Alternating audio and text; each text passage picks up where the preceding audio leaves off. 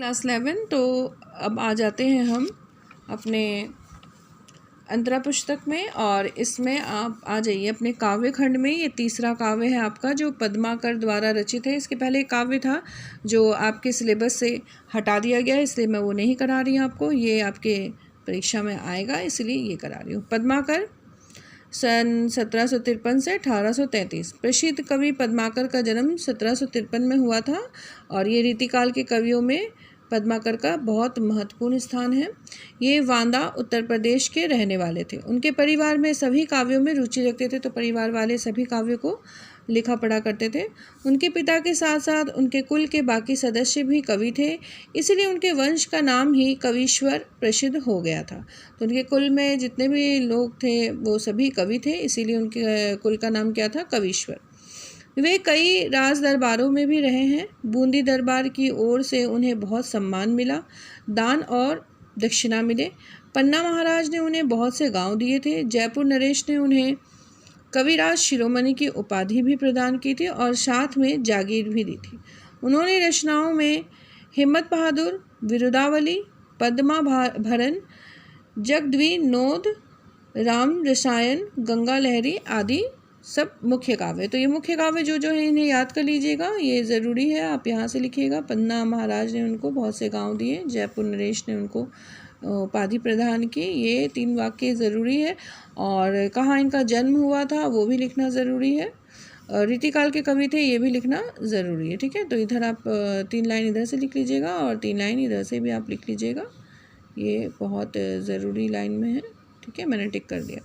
इसके बाद आप आ जाइएगा। पद्माकर ने वास्तविक मूर्त विधान करने वाली कल्पना के द्वारा प्रेम और सौंदर्य का मार्मिक चित्रण किया है। तो इन्होंने प्रेम का और सौंदर्य का अच्छा चित्रण किया है। स्थान स्थान पर लाक्षणिक शब्दों के प्रयोग वे सूक्ष्म सूक्ष्म भाव अनुभूतियों की सहज मूर्तिमान कर देते। तो जगह जगह पर उन्होंने बहुत सुंदर शब्दों का प्रयोग किया है, जो आपके अनुभव को, जो आप सुन रहे हैं उस अनुभव को बढ़ाते हैं। मार्मिक चित्रण है। स्थान स्थान पर लाक्षणिक शब्दों का भी प्रयोग है। वे छोटी से छोटी जो अनुभव वाली बातें हैं उनको सहज ही मूर्तिमान कर देते हैं, मतलब आपके मन में उसकी इमेजेस आ जाती है। उनके ऋतु वर्णन में भी इसी जीवंतता चित्रात्मकता के दर्शन होते हैं। उनके अलंकारिक वर्णन का प्रभाव आने वाले कवियों पर भी पड़ा है, तो उन्होंने अलंकार का भी बहुत अच्छा प्रयोग किया है अपने काव्यों में। पद्माकर की भाषा जो है वो सरस है, सुव्यवस्थित है और प्रभावपूर्ण है। काव्य लक्षणों का पूरा निर्वाह करते हैं, उनके छंदों में हुआ है।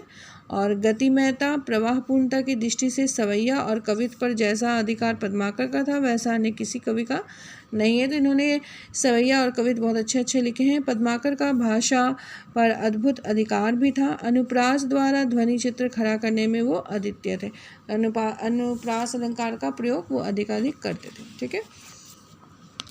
पाठ परिचय देखिए। प्रस्तुत पाठ में दिए पहले कवित्व में कवि ने प्रकृति सौंदर्य का ब्यौरा दिया है, प्रकृति के बारे में बताया है, प्रकृति की सुंदरता के बारे में बताया है, प्रकृति का जो संबंध है वो कई ऋतुओं से है ये बताया है। बसंत को ऋतुओं का राजा माना जाता है। वसंत ऋतु के आने पर प्रकृति विहग यानी पंछी और मनुष्य की दुनिया में जो सौंदर्य से जुड़े हुए बदलाव आते हैं। जब स्प्रिंग सीजन होता है, बसंत ऋतु होती है, तो क्या बदलाव आते हैं प्रकृति में वो बताए हैं इस काव्य में। इसमें कवि ने इसी तथ्य को उजागर किया है और ये भी बताया है कि कैसे कैसे बदलाव हमारे ऋतुओं में और इंसान के जो मनुष्य के जो जीवन है उसमें आते हैं।